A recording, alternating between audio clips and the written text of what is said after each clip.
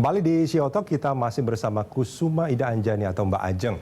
Mbak Ajeng, kalau kita bicara jalur distribusi, ini kan di masa pandemi ini ada pembatasan sosial gitu. Banyak mal yang ditutup gitu. Apakah ini juga berpengaruh sebetulnya terhadap penjualan Mustika Ratu? Baik, bila kita bicara tentang penjualan, tentu banyak sekali di masa modern seperti ini cara menjual ya, bisa lewat e-commerce platform atau bahkan. Dan itu juga digunakan? Dan itu saat ini juga kami gunakan. Tidak bisa dipungkiri bahwa dengan adanya social distancing, memang kami harus mengikuti protokol dan di beberapa tempat yang ditutup, memang mau tidak mau harus delay dulu untuk dibuka. Tetapi untuk menyiasati, kami juga tetap ingin dekat dengan customer dengan menghadirkan banyak sekali program-program online training, campaign digital marketing yang kemudian kami link terhadap penjualan kami di e-commerce, berbagai e-commerce platform. Termasuk kami juga memiliki Mustika Ratu online di www.mustikaratuonline.com yang dimana konsumen dapat mencari produk kami secara lengkap. Dan langsung memesan dari situ? Dan langsung memesan dari situ. Oke, dan itu sebetulnya sudah lama itu ya? Itu sudah cukup lama. Bukannya pas pada saat pandemi ini itu karena saya memang jarang melihat yang kayak begitu sebetulnya.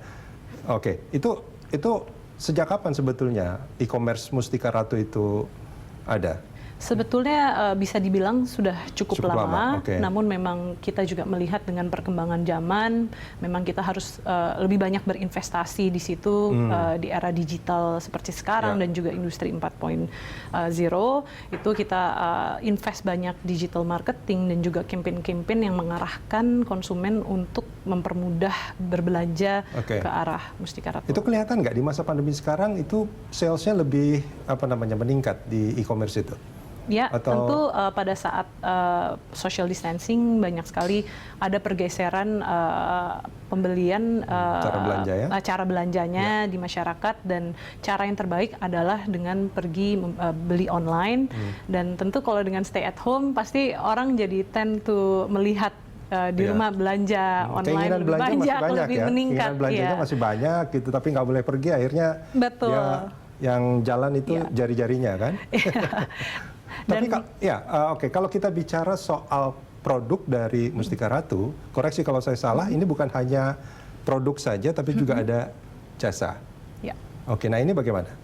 Baik, kami juga memiliki jasa spa. Itu kami ada Taman Sari Royal Heritage Spa dan juga House of Mustika Ratu. Memang pada saat pandemi seperti sekarang ada limitasi dan kami harus mengikuti protokol. Namun baru-baru ini memang ada beberapa treatment yang mulai diperbolehkan, yaitu treatment seperti refleksiologi dan juga salon, dan tentunya dengan mengikuti batasan-batasan dan juga peraturan pemerintah. Mbak Ajeng, itu kan ada House of Mustika Ratu dan Taman Sari Royal Heritage. Ini dua-duanya jasa kan, service. Nah, ini perbedaannya apa antara kedua produk itu? Keduanya memiliki konsep untuk menghadirkan perawatan dengan berbasis tradisi dan budaya Jawa, Indonesia. Jadi bahan-bahan yang dipakai itu memang rempah-rempah seperti kunyit dan memang sangat eksotis dan sangat menarik. Itu dua-duanya itu ya? Dua-duanya. Namun untuk Mustika Ratu, House of Mustika Ratu, memang kami menyediakan treatment yang lebih singkat. Sehingga untuk yang misalnya harus pergi bekerja, tidak memiliki waktu banyak, itu bisa cepat pergi ke situ untuk mendapatkan treatment. Sedangkan di Taman Sari Royal Heritage, itu memiliki fasilitas yang sangat lengkap, seperti kolam renang, sauna, sehingga kita bisa kami menawarkan produk-produk treatment yang bisa waktunya lebih lama. Ini bisa seharian sebetulnya di situ. Betul, bisa seharian. Nah, itu udah ada berapa cabang saat ini? Pada saat ini kurang lebih ada 12. 12 itu yang Taman Sari atau yang gabungan Taman Sari dan juga House of Mustika Ratu di Indonesia, dan kami juga memiliki ada franchise di Malaysia. Di Malaysia? Di Malaysia. Artinya sudah ke luar negeri ya ini? Sudah. Sebelumnya juga sudah pernah ada di Bulgaria dan di Ceko. Dan saat ini juga ada cabang di Kanada. Nah, itu gimana penerimaan nyebutnya pelanggan atau konsumen di sana dengan spa yang dimiliki Mustika Ratu? Menurut saya sangat membanggakan bahwa ternyata konsumen di luar itu sangat menghargai perawatan tradisi yang berbasis budaya. Oke. Ya, karena orang Indonesia itu kan sebetulnya perawatannya kayak akan rempah-rempah ya, apalagi spa yang kami hadirkan memang Banyakan berbasis tradisional. Javanese Ya. royal tradition gitu ya, Oke. with royal heritage recipe. Jadi memang mereka sangat menghargai dan sangat menyukai. Oke.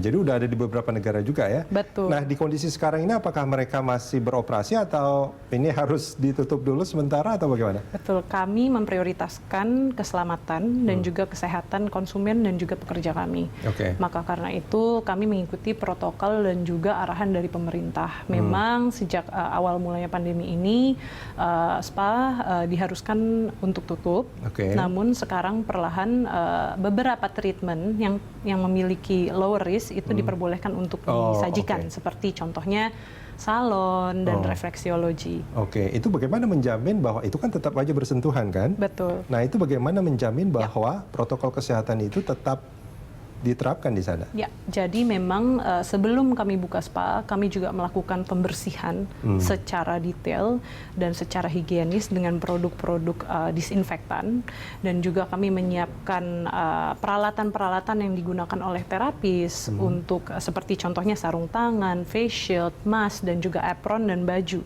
sehingga tidak ada sentuhan secara langsung terhadap konsumen karena menggunakan sarung tangan, dan dari sarung tangannya pun juga kami sudah melakukan trial sehingga tidak memberikan dampak buruk terhadap quality massage. Mbak Ajeng, kita jeda sebentar. Baik. Kita akan lanjutkan di segmen Ya. berikut. Terima kasih. Pemirsa jangan kemana-mana, CEO Talk masih akan kembali usai jeda.